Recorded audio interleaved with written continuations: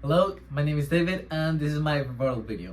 So first we're talking about social media and if they have to be held any liability regarding violent protests when people use their platforms to incite violence.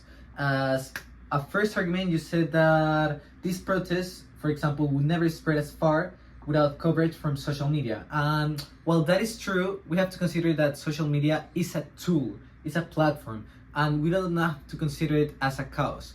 The person who should be liable for the actions of those protests is the people that incited the protest, is the people that went over there, that did all the damage. And while it is true, for example, that you talk about the Arab Spring, and you blame social media, if we do that, we ignore deeper issues, as for example, corruption of the government, also authoritarian regimes, and lack of freedom. These issues are not being carried well enough if we just talk about blaming social media because they're only allowing people to express themselves. Also, you talk about how social media spread ideas quickly, as we mentioned before, and they allow meetings of like-minded people and sharing ideas. I don't consider this to be something bad, and I kind of get your point of what you're saying, that when these people meet together, they start staging for violent protests.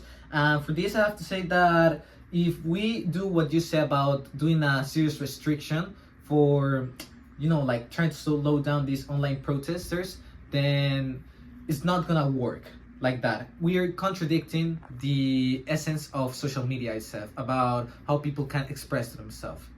And at last, we're gonna talk about how you were saying that leaders, for example, Donald Trump and his tweets about inciting violence during the Capitol attacks on January 6th of 2021 could have been blamed for the social media, in this case, Twitter.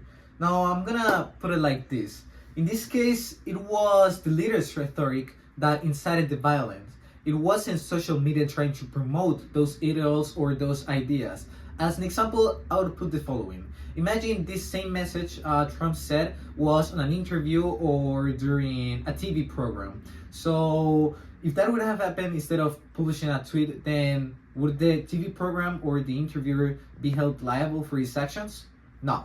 Exactly, because as we said before, social media is the tool, but not the one who decides to protest. Thank you very much.